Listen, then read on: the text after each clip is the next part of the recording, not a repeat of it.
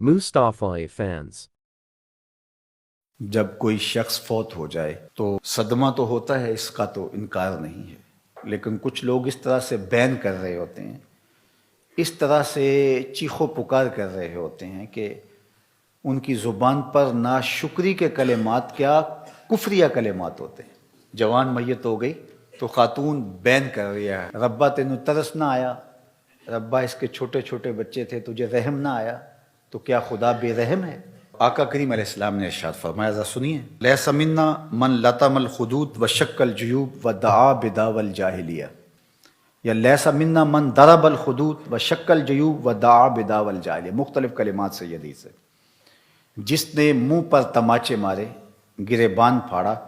اور جاہلوں جیسی باتیں کی، فرمایا ہمارے ساتھ اس کا کوئی تعلق نہیں ہے۔ صدمہ تو ہوتا ہے، لیکن صدمے میں یوں بے قابو ہو جانا کہ سینہ کو بھی کرنے لگ جاؤ، گریبان نوچو، بال نوچو، تو یہ کسی بھی سنجیدہ اور متین شخص کا طریق نہیں ہوتا، اور اسلام سنجیدگی کا درس دیتا ہے، متانت کا سبق پڑھاتا ہے اسلام۔ غم کے اظہار کے 4 طریقے ہیں، دل غم زدہ ہو، آنکھیں اشک بہائیں، زبان سے کچھ کہا جائے اور ہاتھوں سے سر پیٹا جائے، چہرے پہ تماچے مارے جائیں، گریبان نوچا جائے، سینہ کو بھی کی جائے۔ دل کا غم، آنکھوں کا غم، یہ رحمان کی طرف سے ہے، زبان کا غم اور ہاتھوں کا غم یہ شیطان کی طرف سے ہے۔ تو دل غم زدہ ہو، آنکھیں اشک بہائیں، شریعت منع نہیں کرتی۔ حضور علیہ السلام کے فرزند حضرت ابراہیم کا جب انتقال ہوا تو آپ کو جب بتایا گیا تو تشریف لائے اور بیٹے کے سرہانے پہ کھڑے ہوئے، وَأَيْنَ رَسُولِ اللَّهِ تَذْرِفَانِ صلی اللہ علیہ وآلہ وسلم، حضور کی مبارک آنکھوں سے مسلسل آنسو بہ رہے تھے، اور آقا کریم علیہ السلام نے ارشاد فرمایا، ابراہیم دل غم زدہ ہے، آنکھیں رو رہی ہیں، لیکن زبان سے وہی کہوں گا جس سے میرا رب راضی ہوگا۔ تو دل کا غم، آنکھوں کا غم یہ رحمان کی طرف سے ہے، زبان سے واہ ویلا، شور و غل، اور ہاتھوں سے کام لینا اور تماچے مارنا، گریبان نوچنا، بال نوچنا،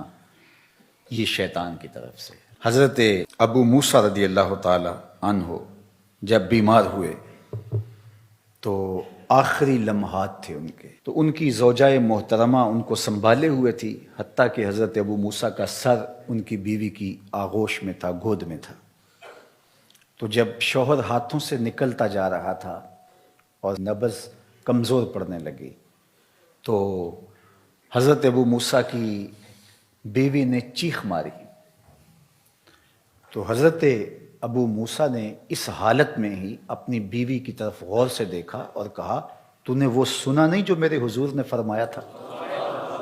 تو وہ فوراً خاموش ہو گئی، اور بالکل ان کی وہ کیفیت جو تھی وہ سنبھل گئی۔ تو ہمارے دین نے ہمیں تلقین کی کہ جب صدمہ آئے، جب تکلیف آئے، جب اذیت پہنچے تو متانت کے ساتھ اس وقت بھی رہا جائے۔ دل غم زدہ ہو، اس پہ اختیار نہیں ہے، آنکھیں اشک بہائیں، اس پہ اختیار نہیں ہے، لیکن زبان واویلا کرے اور کلمات کفریہ اور ناشکری کے کلمات زبان سے سرزد ہوں، اپنے بال نوچیں، سر کے بال کٹوا دیں جس طرح کہ زمانہ جاہلیت میں کیا جاتا تھا، گریبان پھاڑ دیا جائے اور تماچے مارے جائیں، سینہ کوٹا جائے،